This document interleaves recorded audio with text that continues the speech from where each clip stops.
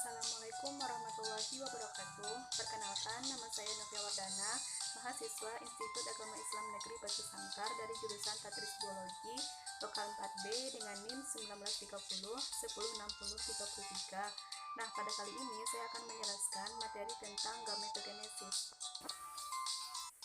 Yang pertama, ayat Al-Quran yang membahas tentang gametogenesis ini terdapat dalam Quran Surah Al-Mu'minun ayat 14 yang berbunyi, A'udzu billahi minasyaitonir rajim. Bismillahirrahmanirrahim. Tsumma khalaqanan nutfata 'alaqatan fa khalaqanal 'alaqah mudghatan fa khalaqanal mudghah izaman fa kasawnal izama lahman tsumma ansha'nahu khalqan akhar fatabarakallahu ahsanul khaliqin. Yang artinya, kemudian air mani itu kami jadikan sesuatu yang melekat. Lalu sesuatu yang melekat itu kami jadikan segumpal daging, dan segumpal daging itu kami jadikan tulang belulang. Lalu tulang belulang itu kami bungkus dengan daging.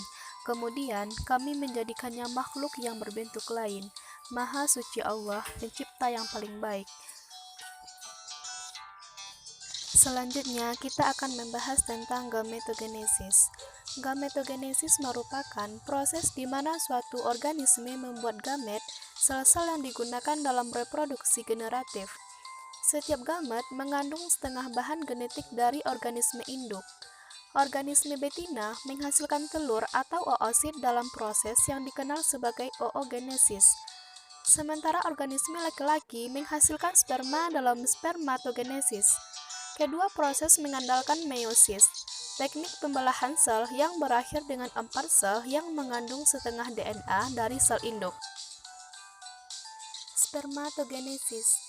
Spermatogenesis merupakan proses pembentukan sel kelamin jantan atau sel sperma melalui pembelahan meiosis. Proses ini terjadi di dalam testis. Testis tersusun atas jaringan epitel dan jaringan pengikat. Jaringan epitel terdapat spermatogonium atau sel induk sperma dan sel Sertoli untuk memberi makan sperma. Jaringan pengikatnya berupa sel-sel Leydig atau untuk membantu hormon testosteron. Yang mana proses spermatogenesis ini berlangsung mulai dari usia pubertas sampai akhir hayat selama keadaan sehat. Proses ini terjadi setiap hari. Dalam sekali proses, satu sel spermatogonium akan menghasilkan 4 sperma fungsional dan akan dikeluarkan melalui uretra atau yang disebut dengan ejakulasi, yang didahului dengan membesarnya penis. Adapun proses dari spermatogenesis ini diawali pada dinding tubulus seminiferus, telah ada calon sperma yang berjumlah ribuan. Setiap spermatogonium melakukan pembelahan mitosis, kemudian mengakhiri sel somatisnya membentuk spermatosit primer yang siap meiosis. Selanjutnya, spermatosit primer melakukan pembelahan meiosis pertama membentuk 2 spermatosit sekunder. Tiap spermatosit sekunder melakukan pembelahan meiosis kedua yang menghasilkan 2 spermatid yang bersifat haploid. Keempat spermatid ini berkembang menjadi sperma matang yang bersifat haploid yang semuanya fungsional, yang berbeda dengan oogenesis yang hanya satu fungsional. Sperma yang matang akan menuju epididymis yang kemudian ke vas deferensicula seminalis yang selanjutnya uretra berakhir dengan ejakulasi. Proses pembentukan spermatozoa dipengaruhi oleh kerja beberapa hormon yang dihasilkan kelenjar hipofisis, diantaranya yang pertama yaitu LH. LH ini merangsang sel Leydig untuk menghasilkan hormon testosteron. Pada masa pubertas, androgen atau testosteron akan memacu tumbuhnya sifat kelamin sekunder. Yang kedua yaitu FSH. FSH ini merangsang sel Sertoli untuk menghasilkan ABP yang akan memacu spermatogium untuk memulai proses spermatogenesis. Proses pemasakan spermatosit menjadi spermatozoa ini disebut dengan spermiogenesis. Spermiogenesis ini terjadi di dalam epididymis dan membutuhkan waktu selama 2 hari. Selanjutnya, oogenesis. Oogenesis merupakan suatu proses pembentukan ovum atau sel telur di dalam ovarium. Kebanyakan dari ovarium ini berjumlah sepasang, kecuali pada bangsa burung atau Haves yang memiliki satu ovarium yang berkembang. Pada dasarnya, ovarium terdiri dari bagian korteks yang berisi sel telur dan bagian medula yang berisi jaringan ikat. Ukuran ovarium ini tergantung dari jumlah telur yang diproduksinya. Pada mamalia, ovariumnya sangat kecil, sedangkan pada vertebrata rendah relatif besar dan telur yang dibentuk jumlahnya cukup besar. Ovarium pada masa reproduksi penuh dengan telur yang masak. Selanjutnya, proses oogenesis. Oogenesis dimulai dengan membelahnya oogenia secara mitosis yang menghasilkan oosit primer yang diploid. Pada fase profase, oosit primer membelah secara meiosis primeris. Selanjutnya terjadi pembelahan secara meiosis 1. Hasil pembelahannya berupa dua sel haploid, satu sel yang besar yang disebut dengan oosit sekunder dan yang satu sel berukuran lebih kecil yang disebut dengan badan kutub. Pada tahap selanjutnya, oosit sekunder dan badan kutub primer mengalami pembelahan meiosis 2. Oosit sekunder akan membelah menjadi dua sel, satu sel berukuran normal yang disebut dengan ootit dan satu sel lagi berukuran lebih kecil yang disebut dengan badan kutub sekunder. Selanjutnya, badan kutub tersebut bergabung dengan dua badan kutub sekunder yang berasal dari pembelahan badan kutub primer sehingga diperoleh tiga badan kutub. Selanjutnya, ootit mengalami perkembangan lebih lanjut menjadi ovum yang matang, sedangkan ketiga badan kutub segera hancur. Dengan demikian, dapat disimpulkan bahwa setiap pembuahan oosit primer hanya menghasilkan satu ovum. Peranan gen dalam oogenesis. Peranan inti sel telur dalam vitalogenesis adalah untuk membentuk mRNA untuk sintesis vitellus. Kegiatan sintesis ini diawali dengan aktivitas gen membukanya pilin DNA. Kejadian itu dapat dilihat pada kromosom Lumbroch pada oosit kata Afrika.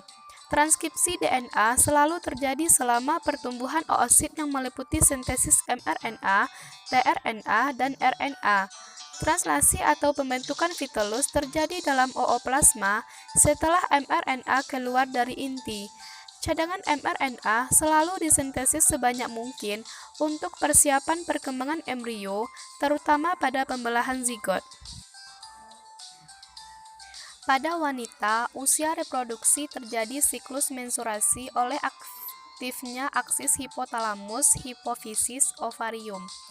Hipotalamus menghasilkan hormon GnRH yang menstimulasi hipofisis mensekresi hormon FSH dan LH.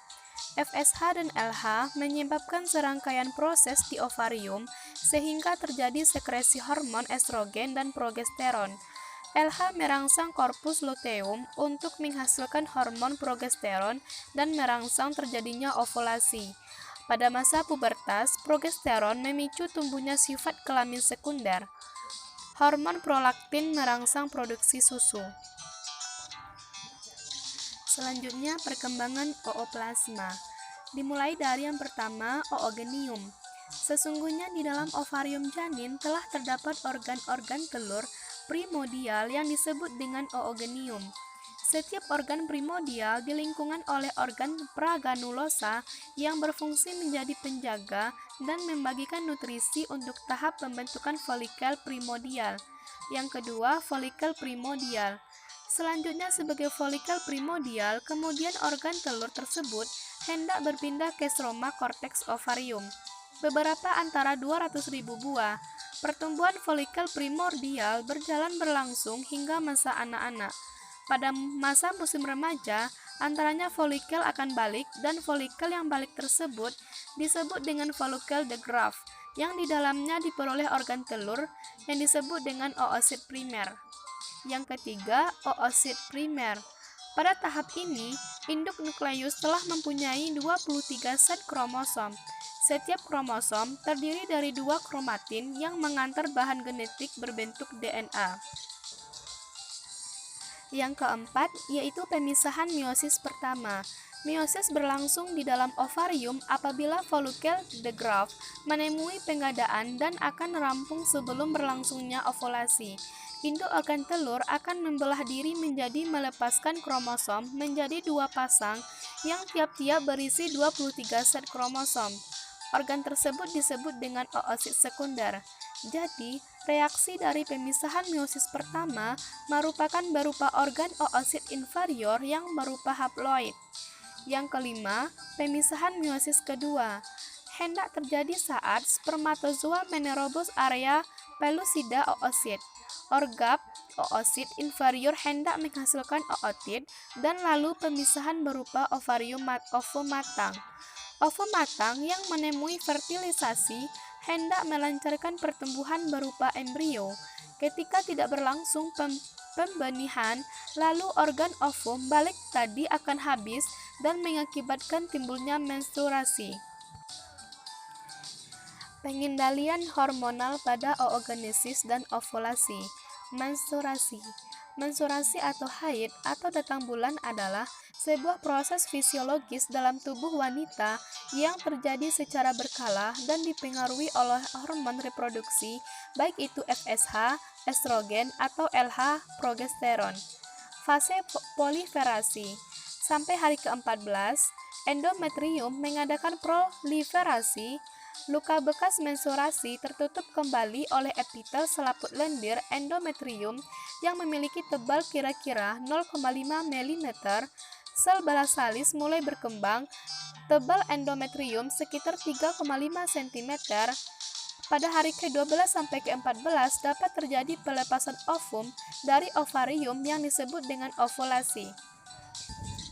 Siklus haid dimulai dari FSH, yaitu hormon yang menimbulkan folikel primer yang kemudian berkembang menjadi folikel the graft. Folikel ini menghasilkan estrogen. Selanjutnya estrogen menekan produksi FSH sehingga menyebabkan hipofisis mengeluarkan hormon LH. Yang selanjutnya di bawah LH, folikel the graft menjadi lebih matang dan mendekati ovarium sehingga terjadi ovulasi. Dan yang terakhir yaitu fase sekresi, di mana fase sekresi ini yaitu terjadi setelah hari ke-14. Endometrium yang tumbuh berkeluk-keluk mulai bersekresi dan mengeluarkan getah yang mengandung glikogen yang ditambah dengan lemak, yaitu pengaruh dari hormon progesteron. Selanjutnya endometrium siap menerima implantasi dan memberikan nutrisi pada zigot. Dan pada akhirnya, stroma endometrium berubah ke arah sel-sel desi2. Hal inilah yang memudahkan adanya nidasi. Nah, itulah pembahasan kita tentang gametogenesis pada video kali ini. Terima kasih. Assalamualaikum warahmatullahi wabarakatuh.